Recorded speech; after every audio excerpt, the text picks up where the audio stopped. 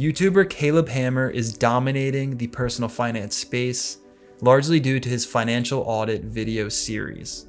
He can fix nearly anyone's money situation without having any financial certifications or relevant work experience. And honestly, it's pretty simple. In this video, I'll share some of the key financial teachings he consistently preaches that could also transform your life.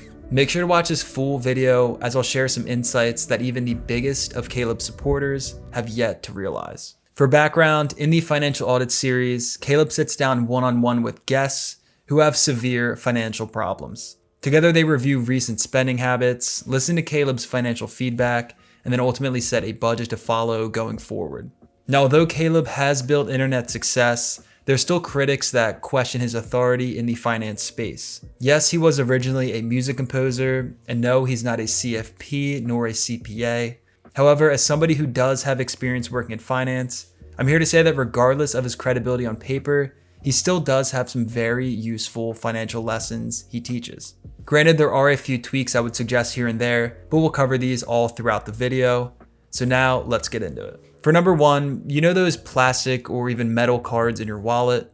Should you really be using them? According to Mr. Caleb Hammer, possibly not. You are not a credit card person. You're not even close to a credit card person. You are not a credit card person. You're not a credit card person. This is due to the belief in having credit card people. These are the individuals that pay off their credit card bill in full every month, gather points and cash back responsibly, and only recognize the benefits of using them. This doesn't mean that you have to churn credit cards and have 30 in your wallet to be considered a credit card person. On the other hand, you're considered to not be a credit card person if you carry a balance, have missed payments, etc. In situations like these, I do agree that you should stick to using a debit card.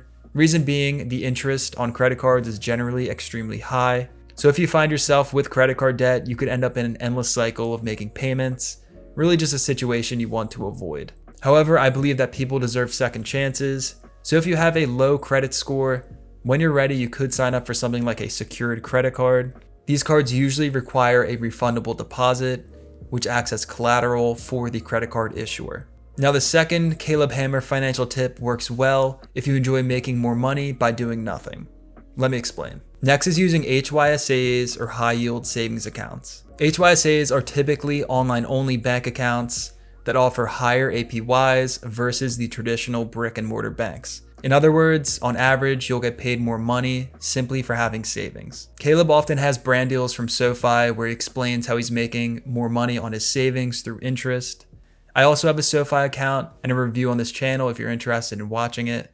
When it comes to personal finance, this is one of my favorite areas to talk about on this channel, simply because it's a great way to make more money on your money. The options we talk about are always safe and secure as they're FDIC insured.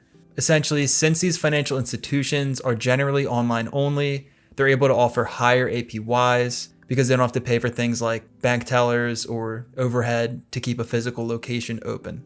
There are virtually no downsides of using them aside from not having physical locations. Now, although Caleb often talks about the high APY with his savings account, keep in mind that these rates are variable, meaning they change with the economy.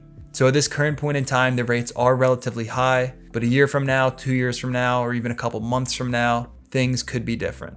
Regardless, the APYs do always seem to be above the traditional banks, but it's just something to remember. The next tip is arguably the most important, and it doesn't even directly involve money. The next lesson from Caleb is maintaining your mental health. Often during the one-on-one financial audits, Caleb's guests end up having emotional breakdowns. As they unpack all of their life struggles and start to comprehend the financial problem they have, the emotions set in. While Caleb is not a psychologist, he often emphasizes the importance of maintaining your mental health as it relates to finance and life in general. He never has a problem with a guest in a bad financial situation who spends money on therapy simply because he knows the importance of maintaining your mental health. I also believe that a healthy mind is critical to a healthy financial life. If you feel anxious or depressed, you could lack the motivation to manage your finances. Instead, maybe you'd rather spend money on unnecessary things to cope with these feelings. And of course, I'm not a psychologist either, but keeping your mind healthy is arguably one of the most crucial steps to a happy life and also to find financial success. Next up, when it comes to finances, Caleb listens to no excuses. He does an excellent job at cutting through the nonsense or excuses that people have for ending up with debt or in bad financial situations. Granted, there are some life circumstances like mental health problems that are realistic excuses. Still though, there are guests that do not try to make any changes whatsoever. When it comes to personal finance, Caleb understands that talk can be cheap. For example, anyone can build a budget, but not everyone can challenge themselves to actually follow one. Those that do typically dig themselves out of debt faster and can go on to build wealth. For this next tip, if you find yourself frequenting 7-Eleven, you may need to make some changes. The next lesson from Caleb Hammer is to limit taquitos. Caleb uses this terminology to explain unnecessary spending at convenience stores and gas stations. This started from a guest on his show that admitted to spending more than he should on 7-Eleven taquitos.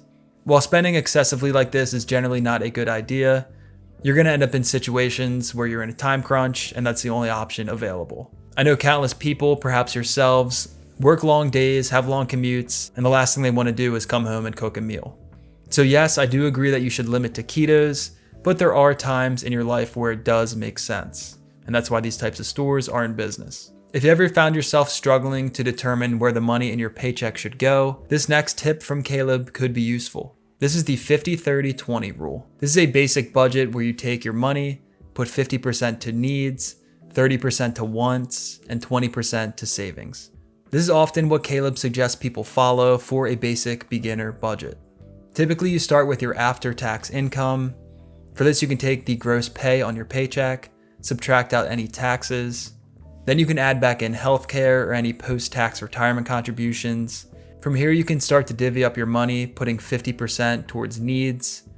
For this, you can think about covering your housing, groceries, transportation, or healthcare. Then the next 30% goes towards your wants for travel and entertainment, vacations, things like that. Then your last 20% can go to savings or debt repayments. You can think about building an emergency fund, contributing to retirement, paying off your debt.